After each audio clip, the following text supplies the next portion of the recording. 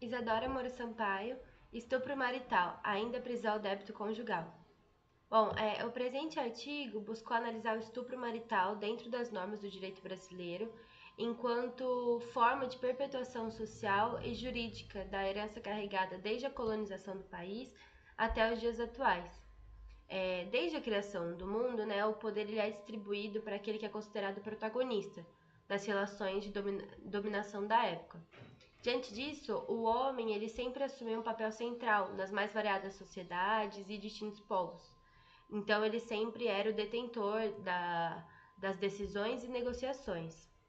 Aí, tanto no colonialismo quanto nas relações de gênero, a presença do homem ele se torna centro das relações, ela continua como um mecanismo de controle político e como uma arma institucional para que continue a existir as opressões e desfavor das mulheres. O estupro, ele sempre se mostrou como um crime, né, gravíssimo, mas só em 2009 é que foi considerada a necessidade de transformar ele em um crime contra a dignidade sexual, transferindo o bem jurídico tutelado, né, que antes eram a moral e os bons costumes, para as verdadeiras vítimas, né, que são os seres titulares de direito ou, né, deveriam ser. Diante disso, é necessária uma análise legislativa do estupro desde o tempo da colonização de Portugal até os dias atuais, abordando as questões da mulher honesta até a atual redação, que é a mais adequada. Com a observância da colonização e a relação dela com as noções de gênero e questões de crime do estupro, surge uma questão a ser abordada, que é o estupro marital,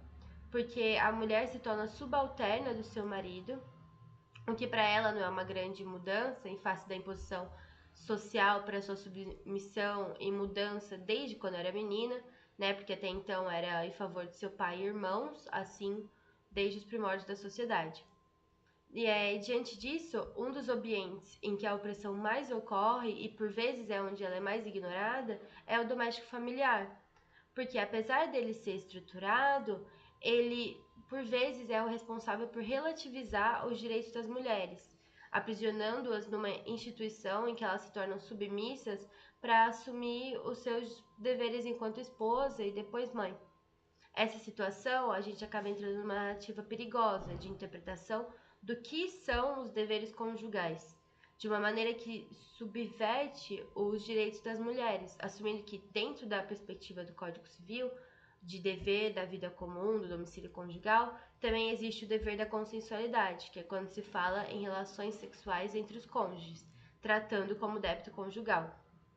Com isso, por meio da análise legislativa, doutrinária e científica, foi possível concluir que o quanto o patriarcado ainda impera nos dias contemporâneos, mesmo que às vezes de uma maneira invisível. Isso porque, até os dias atuais, a perpetuação de conceitos de gênero, deveres e obrigações que cada gênero possui na sociedade, desde os tempos da colonização, deixa o Estado estagnado em inovações legislativas que busquem trazer a equidade dos gêneros, o que condena as mulheres ainda mais a continuar numa cadeia opressiva com uma raiz autossuficiente e fundada numa retroalimentação daquelas imposições coloniais. Diante desse contexto, perpetua-se, né, na Constituição Federal que a vida em comum no domicílio conjugal é um dever exclusivamente da mulher, que vai persistir nos casos em que ela não deseja manter relações sexuais com seu cônjuge, corroborando para a ideia de que o prazer sexual feminino é um objeto de fácil relativização da sociedade. Portanto, pode concluir que o estupro conjugal ele se revela como uma intersecção do colonialismo com a subversão do gênero, de maneira que a mulher é sempre colocada como subalterna do homem, tendo seus desejos e vontades corrompidos por um sistema que não as protege,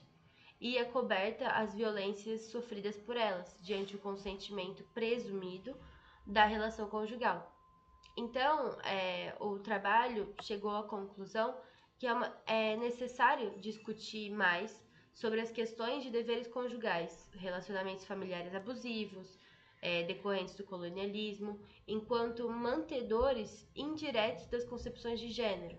buscando orientar por meio de educação as mulheres, desde meninas, para que não mais se calem e elas saibam sair dessa situação. E ainda trazer mais discussões e pesquisas e estudos sobre o tema, surgindo no direito, no intuito de enriquecer um repertório jurídico-social para poder levar alterações para uma eventual inovação na postura estatal, instigando sempre o debate e eventuais alterações legislativas para conseguir proteger e garantir vidas dignas para todas as mulheres. Obrigada.